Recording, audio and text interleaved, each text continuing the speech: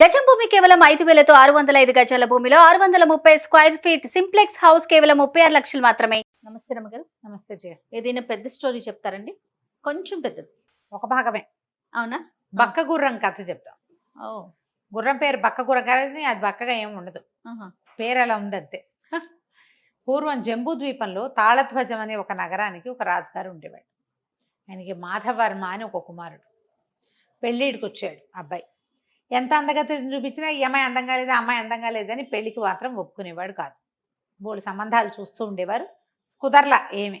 అయితే ఒకనాడు అతను హిమాలయాల్లోని గంధర్వలోయలోకి విహారానికి వెళ్ళాడు. వెళ్తే అతన్ని ఒక అమ్మాయి పిలిచింది, ఒక ఆవిడ కనపడింది అతనికి. ఒక గంధర్వకాంత, దేవకన్యలాగా ఉంది. రాకుమారా అని పిలిచి, నువ్వు వివాహం చేసుకోవటానికి నా స్నేహితురాలు ఒక అమ్మాయి ఉంది. ఈ అమ్మాయి లక్షద్వీపం అనే ఒక ద్వీపానికి, వీళ్ళు జంబూ ద్వీపం కదా, అది ఇంకో ద్వీపం అనమాట. ఆ ద్వీపంలో దీప్తిపురం అనే ఒక నగరం ఉంది. ఆ రాజకుమార్తె సులోచన చాలా అందగత్తె, నీకు సరైన జోడు. ఆ అమ్మాయిని పెళ్లి చేసుకో. అక్కడికి వెళ్ళాలంటే నువ్వు ఎలా వెళ్తామంటే, మీ అశ్వశాలలో ఒక బక్కటి గుర్రం ఉంది. బక్క గుర్రం అన్ని గుర్రాల్లోటి సన్నగా ఉంటుంది. దాన్ని తీసుకుని ఆ బక్క గుర్రం దగ్గరికి వెళ్ళు. ఆ బక్క గుర్రంతో నువ్వు లక్షద్వీపం చేరగలుగుతావు. ఓకే. వివాహం అయిన తర్వాత నువ్వు అమ్మాయిని తెచ్చి పెళ్లి చేసుకో. వివాహం అయిపోయాక గుర్రాన్ని మాత్రం నాకు ఇచ్చేయాలి, నాకు పని ఉంది అని చెప్పింది. ఈ గంధర్వకాంత చంద్రకళ చెప్పిన ప్రకారంగా అతను ఆశ్చర్యపోయాడు, ఇలా ఎలా జరుగుతుంది అని. జరుగుతుందేమో చూద్దాం, చెప్పింది కదా అని చెప్పేసి అక్కడి నుంచి హిమాలయాల నుంచి తిరిగి వచ్చేసాక ఈ అశ్వశాలలోకి వెళ్ళాడు. వెళ్తే అశ్వశాలలో అతనికి ఒక బక్క గుర్రం కనపడింది. ఈయన దగ్గరికి వెళ్ళేస్తే అతను ఈ గుర్రము రాజకుమారుడిని చూడగానే సగిలిచ్చింది సంతోషంగా. తను దాని దగ్గరికి వెళ్ళి దాన్ని ఇట్లా ముట్టుకునేసరికల్లా బక్క డొక్కులాగా ఉన్న ఆ గుర్రము ఒకసారి మెల్లిగా అలా పుష్టిగా అయిపోయింది. దానికి రెక్కలు కూడా కనపడటం మొదలుపెట్టినాయి. ఆశ్చర్యపోయాడు, ఏంటి ఈ విశేషం, ఈ విచిత్రం అని. అందుకే గంధర్వకాంత చెప్పింది, దీంట్లో ఏదో విశేషం ఉంది. ఇప్పటిదాకా ఆ గుర్రాన్ని ఎవరు ఎక్కల, అది బక్కగా ఉండేది, దాని మీద ఎక్కితే జస్తుందని ఎక్కేవాళ్ళు కాదు. అయితే ప్రచేష్టుడని ఒకడు ఈ గుర్రం సంరక్షణ చేసేవాడు. వాడు ఆశ్చర్యపోయాడు, ప్రభు ఇదేమిటి అంత సన్నటిది ఇంత పుష్టిగా ఎలా అయింది, దీనికి రెక్కలు కూడా యూనికార్న్ మొలిచేస్తారు కదా. ఇతను ఏం చెప్పాడంటే, నాకు ఒక గంధర్వకాంత కనపడింది, వాడి పేరు చంద్రకళ, లక్షద్వీపపు రాజకుమార్తెని పెళ్లి చేసుకోమని చెప్పింది, అందుకని ఈ గుర్రాన్ని తీసుకెళ్ళమంది అనగానే నీ కూడా వస్తా అన్నాడు. అంటే సరేనని ఇతను గుర్రం మీద ఎక్కితే వాడు గుర్రపు తోక పుచ్చుకున్నాడు. గుర్రపు తోక వాడు పుచ్చుకుని వేళ్లాడుతూ ఉండగా ఆ గుర్రంతో సహా ఎగిరి వచ్చి ఇతను ఆ లక్షద్వీపానికి చేరాడు. ఆ అమ్మాయి ఏం చెప్పిందంటే, దీప్తిపురం వెళ్తే నువ్వు గంధిని అని ఒక పువ్వులు అమ్మే అమ్మాయి ఉంటుంది, గంధిని దాని పేరు, దానికి వెళ్ళి నేను చెప్పానని చెప్పి అది నిన్ను సులోచన దగ్గరికి తీసుకెళ్తుందని చెప్పి ఇతను ఏం చేశాడు, మేలుగా ఈ పువ్వులు అమ్మే ఆ అమ్మాయిని వెతికాడు. ప్రచేష్టుడు కూడా ఇతనితో పాటే తిరుగుతున్నాడు. ఆ గంధిని దొరికితే ఇతను చంద్రకళ చెప్పింది, ఇట్లా సులోచనని వివాహం చేసుకోవటానికి వచ్చాను నేనంటే, అయ్యో నిన్నే రావాల్సింది, నిన్ననే రాజకుమార్తెకి వివాహం నిశ్చయమైంది, కాశీ రాజకుమారుడు విద్యాధరుడితోటి వివాహం ఫిక్స్ అయింది అనగానే ఇతను ఆశ్చర్యపోయాడు. అయ్యో ఇదేంటి, నేను ఇలా చేశాను, వెంటనే అమ్మాయి చెప్పగానే చేయలేదే పొరపాటు చేశానంటే ప్రచేష్టుడు అన్నాడు, పోనీ కనీసం పెళ్లి కుమార్తెను చూడనైనా చూద్దాం యువరాజా అంటే. ఈ గంధిని ఏం చేసింది, వీళ్ళిద్దరిని ఆ రాజకుమార్తె ఉండే ఉద్యానవనానికి రహస్యంగా తీసుకుపోతే ఈ గంధిని చెప్పింది, ఇతన్ని వివాహం చేసుకోవడానికి వచ్చాడు జంబూ ద్వీపపు యువరాజు. ఆ అమ్మాయికి ఏమో ఇతను నచ్చాడు. దుఃఖమోహం వేసి, అయ్యో వివాహం నిశ్చయమైపోయింది, అయినా గంధిని ఇతనే బాగున్నాడే, రేపు పెళ్ళనుకో, నేను వివాహ మండపంలో అతను కంకణాలు అవి కట్టే సమయంలో లేచి నిలబడతా కదా, అప్పుడు 2 చేతులు ఎత్తేస్తా, ఇతను వచ్చి గుర్రం మీద నన్ను ఎగరేసి పొమ్మను, పెళ్ళిలో నుంచి మాయమైపోదాం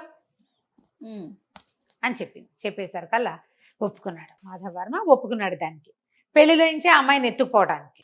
అప్పుడు కూడా ఎత్తుకుపోతుంది. అప్పుడు అతని దగ్గర గుర్రం లేదు, గుర్రాన్ని ఎక్కడో పెట్టొచ్చారు, ఆ గుర్రం మీద వచ్చి తీసుకుపోవాలి. తెల్లవారితే పెళ్ళి. ఒకరోజు ముందు వచ్చినా కొంచెం బాగుండేది. సరే ఏమన్నాడు, సరే ఒప్పుకున్నాక మర్నాడు ఉదయం ఊరంతా హడావిడిగా ఉంది. ఈ ప్రచేష్టుడు ఎప్పుడైతే ఈ రాజకుమార్తెను చూశాడో, అబ్బా ఎంత బాగుంది, ఇంత అందగత్తెని పెళ్లి చేసుకుంటాడా రాకుమారుడు, ఇప్పుడు గుర్రం మీద ఎవడెగరేసిపోతాడో వాడికే పెళ్ళం అయిపోతుంది కదా. మాధవర్మ కాకపోతే నేను ఎగరేసిపోతా, గుర్రం ఎలాగో ఉంది కదా మన దగ్గర అని ఆలోచించుకుని ఈ మాధవర్మ దగ్గరే ఉన్నట్టుండి రాత్రి పాలల్లో మందు కల్పించేశాడు నిద్ర మాత్రం. అయ్యో. మాధవర్మ ఉదయం లేవల అక్కడ పెళ్లి హడావిడైపోతుంటే ఈ ప్రచేష్టుడు ఏం చేశాడు, ఆ గుర్రానికి ఏం సంబంధం, గుర్రం మీద ఎవరు కూర్చుంటే వాళ్ళని ఎగరేసిపోతుంది అది. అవును. గుర్రం మీద కూర్చుని పెళ్లి మండపానికి వెళ్ళాడు. పెళ్లి మండపం దగ్గర అట్లా రెడీగా నిలబడ్డాడు. ఎప్పుడైతే రాకుమార్తె ఈ కంకణం కట్టేటప్పుడు లేచి నిలబడి కంకణం కట్టిస్తారు. నిలబడంగానే అమ్మాయి 2 చేతులు గాల్లోకి పైకెత్తేసరి కల్లా ఇతను గుర్రాన్ని ప్రేరేపించి రెక్కల గుర్రంతో ఎగురుకుంటూ వచ్చి రాజకుమార్తెను ఒక్క ఉదుటను గుర్రం మీదకి లాగేసుకుని ఎక్కించేసుకున్నాడు. రైమని గుర్ర దాటేసింది. అయితే ఈ బట్టలు వేసుకున్నవాడు మాధవర్మ కాదేమోనని అమ్మాయికి తెలియలే. ఎక్కడికో తీసుకెళ్ళి ఒక చోట దింపాడు. ఆ దింపింది ఎక్కడ దింపాడు వాడు, ఈ ఊళ్ళోనే, ఈ దీప్తిపురంలోనే నగరానికి చివర ఒక ఉద్యానవనంలో దింపాడు. దింపితే ఈ అమ్మాయి దీర్ఘాంతపై, నువ్వెవడివిరా, మాధవర్మ కాదు కదా నువ్వు, నేను ప్రచేష్టుండి నేను కూడా మాధవర్మతో పాటు ఈ గుర్రం ఎక్కే వచ్చాను. ఇప్పుడు నువ్వు మాధవర్మ నిద్రపోతున్నాడు, నువ్వు నాతో ఉన్నావు, నన్నే పెళ్లి చేసుకోవాలన్నాడు. అమ్మాయి ఏం చేస్తుంది, ఆడ కళ్ళనీళ్ళు పెట్టుకుని అయ్యో ఎంత పొరపాటు చేశాను, అటు ఇటు కాకుండా పోయానే అని బాధపడి ఏమంది, చేతి నుంచి రత్నాల కంకణం ఒకటి ఉంటే అది తీసి చేతిలో పెట్టింది. సరే ఏం చేస్తావు, అతనంటే రాజకుమారుడు, నువ్వు గుర్రాల సాలలో ఉండేవాడివి, ఇవి తీసుకెళ్ళి పుస్తలు అవి చేయించుకురా, పెళ్లి చేసుకుందామని తెలివిగలదు. అనగానే వీడేం చేశాడు, వాడి బ్రెయిన్ ఏం పని చేస్తుంది, వాడు ఏ జాతికి సంబంధించిన వాడు ఆ జాతికి సరిపడా ఐడియాలే వేయగలుగుతాడు, అంతకంటే తెలియదు వాడికి. ఒక మోసం చేయగలడు, మోసాల మారిగా వాడు ఉండలేడు. వాడేం చేశాడు, ఈ రత్నాల కంకణాన్ని చేత్తో పుచ్చుకుని ఊళ్ళోకి తీసుకుపోయాడు. దాని మీద రాజకుమార్తె పేరుంది, అది ప్రత్యేకంగా రాచనగర్లో వాడే వస్తువు. ఎప్పుడైతే ఇతను బంగారపు కంసాల దగ్గరికి వెళ్ళాడో కంసాలు నిర్ఘాంతపోయి, అయ్యో రామ ఈ వస్తువు మనం కరిగించడం ఏమిటి, ఊళ్ళో కంసాలకి తెలిసిపోతుంది కదా, ఆడక్కడి ఉండండి బాబు కరిగిస్తాను అని కూర్చోబెట్టి బయటికి వెళ్ళి ఆ వాకిట్లో ఉన్నవాడు ఏమన్నా వరే భట్టుల్ని కేకేసుకుని వీడెవడో దొంగ వెధవా అని పిలిపించేశాడు. రాజభట్లు వచ్చారు. రాజకుమార్తెను ఏం చేశావంటే లబో దిబో. అక్కడి నుంచి ప్రచేష్టుడు ఒప్పుకున్నాడు, ఇలా చేశానని ఒప్పుకున్నాడు. ఒప్పుకుని అక్కడ ఉద్యానవనంలో దించాను రాకుమారిని అని చెప్పాడు. వీడు ఉద్యానవనానికి వెళ్ళేసరికల్లా ఆ రాకుమారి ఏం చేసింది, ఇక్కడ ఉంటే వీడికి దొరికిపోతానని ఆ గుర్రం ఎక్కి ఆవిడ వెళ్ళిపోయింది. జంబూద్వీపం వెళ్ళిపోయింది. జంబూద్వీపం వెళ్ళమని చెప్పింది దీనికి, గుర్రానికి. అది జంబూద్వీపానికి తీసుకుపోయింది. అది కూడా ఎక్కడికి వెళ్ళింది, అటు ఇటుగా కొంచెం కాశీనగరం వైపుకి దగ్గరలో ఎక్కడికో వెళ్ళింది, కాశీకి దగ్గర చుట్టుపక్కల.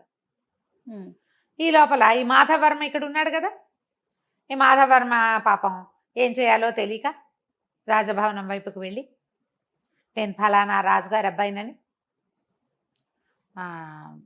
చెప్పుకున్నాడు. చెప్పుకునేసరికల్లా వాళ్ళు వీళ్ళు మాట్లాడుకున్నారు. ఇక అతను అక్కడ ఉండిపోయాడు. సరే ఇక్కడ ఏమైంది, ఈ అమ్మాయి గుర్రం ఎక్కి వెళ్ళింది కదా, గుర్రం ఎక్కి ఏం చేసింది, ఒక పేదరాజు పెద్దమ్మది ఇంట్లో దిగేసరికల్లా నాయన ఏ ఊరు నుంచి వచ్చావు, అసలు ఇక్కడ పరిస్థితులే బాగోలేదు, రోజు ఒక ఖడ్గమృగం వస్తోంది గంగలో ఇంచి, ఇది కొంచెం మగవేషం వేసుకుని ఉందన్నమాట, పూర్తిగా ఆడవేషంలో లేదు, బాగుండలేదు ఇక్కడ పరిస్థితి, ఒక ఖడ్గమృగం వస్తుంది రోజు, ఆ ఖడ్గమృగం వచ్చి మొత్తం ఊరంతా స్వైర విహారం చేసేస్తుంది, అసలు ఈ ఊళ్ళకి పరదేశులు బాటసార్లు ఎవ్వరూ రావటల్లా అనేసరికల్లా సరే పెద్దమ్మ ఇంట్లో అన్నం తిని తలపాగా ఒకటి చక్కగా సవరించుకుని మగవేషం సవరించుకుని అమ్మాయి ఏం చేసింది, నేను చూస్తానని చెప్పేసి ఈ గుర్రం ఎక్కి కాశీలో ఆ కాశీ కూడా పక్కన ఊరు అనమాట, ఆ గంగా నది వైపుకు వెళ్ళింది. మిట్ట మధ్యాహ్నం అవ్వగానే గంగలోంచి పెద్ద ఖడ్గమృగం లేచి వచ్చింది.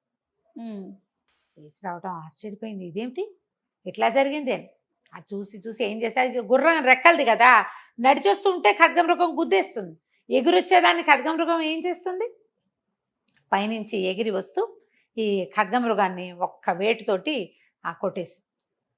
కొట్టేసేసరికల్లా ఇట్లా ఇది ఉంటుంది కదా దానికి కొమ్ము, ఆ కొమ్ము విరిగేసరికల్లా పెద్ద కేక పెట్టి ఆ ఖడ్గమృగం కూలి పడిపోయి అందులోంచి ఒక బ్రాహ్మణ ఆయన, ఒక ఆయన ఋషి లాంటి ఆయన బయటికి లేచి వచ్చేసరికల్లా అమ్మాయి ఆశ్చర్యపోయింది, ఎవరినైనా మహానుభావ నువ్వు అంటే, ఇది ఒక శాపం వల్ల ఇలా అయ్యానమ్మా,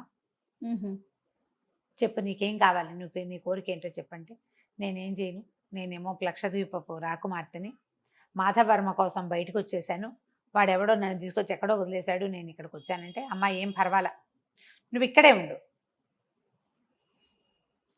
ఉండు, ఏం కంగారు లేదు, నీకు నీ మాధవ్ వర్మ, అతను ఎవరు విద్యాధరుడు, నీతో వివాహం నిశ్చయమైన విద్యాధరుడు, ఇద్దరు ఒకే పడవలో ఎక్కి ఇప్పుడు ఇక్కడికి రాబోతున్నారు. ఈ జంబూద్వీపం వైపుకి వస్తారు వాళ్ళు. వాళ్ళని నువ్వు గుర్తుపడితే చాలు. అందులో మాధవ్ వర్మ ఎవరో విద్యాధరుడు ఎవరో గుర్తుపడితే చాలు, నీకు వివాహం అయిపోతుంది. నువ్వు అతనితో హాయిగా ఉంటావు. వాళ్ళు ఇక్కడికే వస్తారు, నువ్వు కంగారు పడకుండా ఈ ఊళ్ళోనే ఉండమన్నారు. ఇంతలో ఏమైంది, ఇది అటు ఇటు చూస్తుండగానే గుర్రం మాయమైపోయింది. ఖడ్గమృగం చచ్చిపోయి ఋషి వచ్చాడు. ఖడ్గమృగమేమో చచ్చిపోయింది, మాయమైపోయింది. వెనకాల ఉండాల్సిన గుర్రం లేదు. ఇంతలో రాజుగారు మేళతాళాలతో వచ్చేసారు. ఎవరో రాకుమారుడు వచ్చి ఖడ్గమృగాన్ని చంపేశాడని పరిగెత్తుకుంటూ వాళ్ళంతా వచ్చేస్తున్నారు. వాళ్ళంతా పట్టుకున్నారు. అబ్బాయి అబ్బాయి ఎంత గొప్పవాడివి నువ్వు, నీ వల్ల మేము ఎంతకాలంగానో బాధపడుతున్నావు, అదంతా బాధ అంతా తీర్చేసావు, ఒక్క దెబ్బకి మా జీవితాల నుంచి విముక్తి కలిగించేసావు మాకు అని చెప్పారు. చెప్పేసరికల్లా సరే ఏమన్నారు, రా మా ఇంటికి తీసుకెళ్తామని కాశీరాజు గారింటికి తీసుకుపోయారు. రాజ్యానికి పక్కగా ఉంది కదా. కాశీరాజు కుమార్తె ఒక అద్భుతమైన అందగత్తె ఒక అమ్మాయిని ఇచ్చి పెళ్లి చేస్తామన్నారు. ఆయన ముందే చెప్పాడు, ఆయన ముందే చాటింపు ఉంది. పెద్దమ్మ చెప్పింది అనమాట, ఈ అమ్మాయికి సులోచనకు చెప్పింది, రాజుగారు అర్ధరాజ్యం ఇస్తానని రాకుమార్తెనిచ్చి పెళ్లి చేస్తానని అన్నాడు అని చెప్పింది. ఇప్పుడు ఈ కుమారుడు రాజకుమారుడు వచ్చి ఈ ఖడ్గమృగాన్ని చంపితే పెళ్లి ఎవరికి చేయాలి, సులోచనకి ఇచ్చి పెళ్లి చేయాలి. ఆ అమ్మాయి ఏమందంటే, కాదండి కొంతకాలం వేచి ఉండండి, నేను ఇప్పుడు వివాహం గురించి ఆలోచించట్లేదు, అర్ధరాజ్యం ఇస్తామంటే ఇవ్వండి. సరే రాజ్యంలో ఉండటం మొదలుపెట్టింది. కొద్ది కాలానికి ఈ లక్షద్వీపం నుంచి కొన్ని పడవలు వచ్చినాయని వాటిలలో వజ్రాల వర్తకులు వాళ్ళు వచ్చి అలా వచ్చేవి. ఆ ద్వీపం నుంచి ఈ ద్వీపం నుంచి కొన్ని చోట్ల ముత్యాలు, కొన్ని చోట్ల రత్నాలు అలా వచ్చేవి. అయితే ఒక రత్నవర్తకుడు ఒకడు పడవతో వచ్చాడంటే సరే ఆ రత్నాల వర్తకుడిని రమ్మంటే రత్నాల వర్తకుడు బోల్డని బాక్సులు పట్టుకొచ్చాడు వస్తువులు చూపించడానికి. ఆ బాక్సులు పట్టుకొచ్చిన వాళ్ళలో ఇద్దరు అబ్బాయిలను చూసి ఈవిడ ఆశ్చర్యపోయింది సులోచన. ఒకడేమో మాధవర్మ లాగా ఉన్నాడు, ఒకడేమో విద్యాధరుడు లాగా ఉన్నాడు. వాళ్ళిద్దరూ ఎందుకు ఇతని దగ్గర బాక్సులు మోస్తున్నారో తెలియలే, కానీ వాళ్ళని గుర్తుపట్టింది.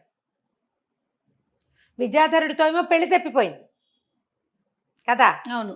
మరి మాధవర్మతోటి ప్రేమించి అతని వెనకాల వచ్చేద్దాం అనుకుంది. అతను బాగున్నాడని వచ్చేసింది, మేలుబడి వచ్చేసింది కదా. సరే ఏమనుకుంది, బాగా ఆలోచించుకుంది, ఏం చేయాలో తెలియలే. అయితే కొంచెం ఆలోచించగా అప్పుడు గుర్తొచ్చింది ఏంటంటే అమ్మాయికి అతను చెప్పాడు, నువ్వు ఏం భయపడద్దు, నిన్ను వదిలేసిన విద్యాధరుడే, నువ్వు వదిలిపెట్టి వచ్చేసిన విద్యాధరుడు కాశీరాజు కుమార్తెని పెళ్లి చేసుకోవాల్సిన వాడు. అసలు ఈ అమ్మాయి కంటే మీకు ఎక్కువ ఆస్తుందని మీ దగ్గరకు వచ్చాడు అని చెప్పి, అందుకే అతను ఇక్కడికి వస్తున్నాడు మళ్ళీ. సరే ఈ అమ్మాయి జ్ఞాపకం చేసుకుని సరే ఓ పని చేద్దామని ఈ రత్నాల వర్తకుడు చెప్పింది. అబ్బాయి అయ్యా, మీతో పాటు ఉన్న వాళ్ళిద్దరు చక్రవర్తి కుమారులు, అతనేమో జంబూద్వీప చక్రవర్తి కుమారుడు, ఇతనేమో ఈ కాశీకి సంబంధించిన ఇంకొక రాజ్యానికి సంబంధించిన రాకుమారుడు. వీళ్ళిద్దరికి పెళ్లిళ్ళు చేయిస్తాం మేము, ఇద్దరిని పెళ్లి కొడుకులుగా అలంకరించి తీసుకురా అని చెప్పి పంపించేసి అక్కడి నుంచి రాజకుమారికి కబురు చేసింది అనమాట, 2 వివాహాలకు ఏర్పాటు చేయండి అని. వీళ్ళకి అర్థం కాలేదు. ఈ అబ్బాయిని ఇప్పుడు మగవేషంలో ఉన్న సులోచన కాశీరాజకుమార్తెను కనుక వివాహం చేసుకుంటే ఒక పెళ్ళే కదా, 2 పెళ్ళిళ్ళు ఎందుకు అవుతాయి? రాజకుమార్తెను చక్కగా పెళ్లి కూతురుగా అలంకరించారు. రెండో వివాహం ఎవరికి, రెండో పెళ్లి కూతురు ఎవరుంటే నేనే అని తలపాగా తీసేసి చూపించింది. నేనే రెండో వివాహం చేసుకునేది, ఇలా జరిగింది, వాళ్ళు ఇప్పుడు ఇక్కడే ఉన్నారు అని చెప్పి వాళ్ళ రత్నాల వర్తకుడు కబురు చేస్తే పెళ్లి కుమారులుగా అలంకరించిన 2 రాజకుమారులని తీసుకొచ్చేది. వీళ్ళిద్దరూ ఒక పడవలో కలుసుకున్నారు. ఆ పడవ నౌకాభంగం అయిపోయింది, మధ్యలో సముద్రంలో కొట్టుపోతే అన్నీ పోయి ఆ రాజకుమారుడు ఈ రాజకుమారుడు సింగిల్గా మిగిలారు. వాళ్ళని ఒక రత్నాల వర్తకుడు రక్షించాడు.